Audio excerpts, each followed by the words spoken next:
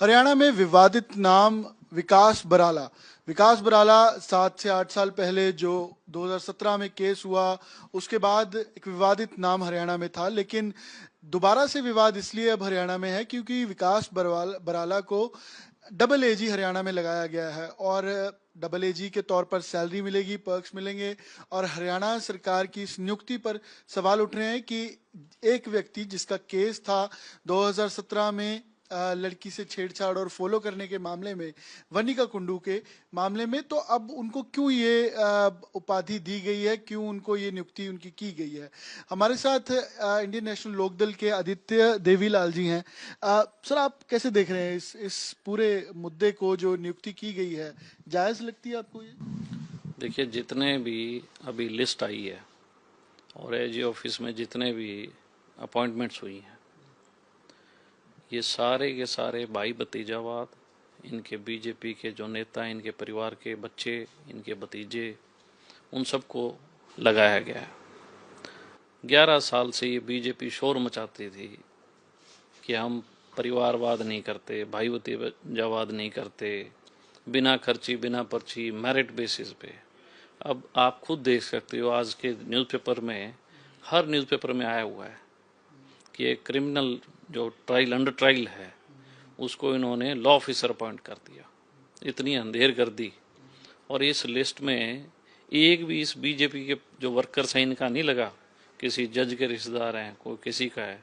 तो टोटली जो इन्होंने इसमें लॉ ऑफिसर्स लगाए हैं, वो सारे के सारे सिफारिशी। और लोगों को ये इनका एक बहुत बड़ा एक फार्मूला है कि ये लोगों को कहते हैं कि आप एप्लीकेशंस दो। जिस किसी बच्चे ने वकालत कर रखी है और वो चाहता है कि मैं बहुत बढ़िया अच्छी वकालत करूं और टैलेंटेड है, वो हर आदमी अप्लाई करता है। तो इतनी इतनी हज़ारों एप्लीकेशंस आई, उसमें एक ये बराला, विकास बराला ही इंटेलिजेंट था, बाकी तो सारे नलायक ही निकले थे। राजनीतिक तौर पर आप कैसे देखते हैं, क्योंकि अंडर ट्रायल है और जो जो वो लड़की भी है वनिका कुंडू, उनका कहना है कि इंसाफ उनको नहीं मिला, 8 साल से वो डिले होता जा रहा है पूरा केस। ये बीजेपी जो है किसी को इंसाफ देती नहीं है, ये तो शोर मचाती है कि हम तो पाक साफ लोग हैं। सबसे ज़्यादा भ्रष्ट और सबसे ज़्यादा इरेगुलेटरीज और लॉ को जो इन्होंने तोड़ मरोड़ा है अपने इंटरेस्ट के लिए, अपनी इच्छाओं की पूर्ति के लिए, हरियाणा का इन्होंने बेड़ा गर्क कर दिया। अब थोड़ी बहुत कहीं लोगों को उम्मीद न्यायालय से थी कि हाई कोर्ट जैसे बहुत बड़ी मान्य लोग इसको मानते हैं, इसमें भी इन्होंने ऐसे भ्रष्ट लोग जो हैं, या मैं कहूँगा जो जो जो अनकम्पिटेंट लोग हैं, उनको लॉ ऑफिसर अपॉइंट किया है। और तो वहाँ से भी लोगों को न्याय की उम्मीद नहीं रहेगी। इसका मैसेज क्या जा रहा है आपके हिसाब से? देखिए, लोग तो इस बात को, आज तो ये एक्सपोज हो चुके हैं। आज तो हर न्यूज़पेपर के अंदर ये हेडिंग में है कि इस तरीके से इन्होंने जो लिस्ट निकाली है, बहुत बच्चों ने अप्लाई किया था, बहुत हमारी बेटियों ने अप्लाई कर रखा था, और उन्हें उम्मीद थी कि ये जो कहते हैं कि हम मेरिट लेके आएंगे, तो मेरिट वालों को तो आज खुद अफसोस हो रहा है इस बात का। और ये तो बिल्कुल एक्सपोज हो गए इस बार। क्लेरिफिकेशन देनी चाहिए बराला परिवार को, सुभाष बराला को या बीजेपी को। इनमें इतना दम ही नहीं है, इनमें इतना मादा नहीं है कि ये एक्सेप्ट कर ले। क्योंकि अगर चोर की दाढ़ी में तिनका है, तो ये अपने आप को कैसे कह देंगे हम साहूकार हैं। ये तो मैं आपको एक छोटी सी बात बताता हूँ भी, इनको तो जितनी एप्लीकेशंस आई हैं वो सारी एप्लीकेशन डिस्क्लोज करनी चाहिए, और उनमें मेरिट क्राइटेरिया आम व्यक्ति तक जाना चाहिए। जो बच्चों ने अप्लाई किया उन्हें पता लगना चाहिए कि तुम किस बेस पे रिजेक्ट हुए हो, और ये सुभाष बराला का बेटा किस बिना पे पास हुआ है, उनको ये पता लगना चाहिए भी ये सिलेक्ट किस बेस पे हुआ है। क्यों ऐसे ढोंग करते हो? फिर आप क्यों बच्चों से एप्लीकेशन मंगवाते हो? और वो बच्चे आस और उम्मीद बना के बैठते हैं कि आपने बहुत अच्छी वकालत करी, बड़े काबिल आपने अपने इम्तिहान में नंबर्स लिए, और उसी बिना पे उन्होंने अच्छी प्रैक्टिस की, और बड़ी काबिल प्रैक्टिस वाले बच्चे जो हैं वो बाहर रह गए। मुख्यमंत्री को स्पष्टीकरण आपको लगता है देना चाहिए इसमें?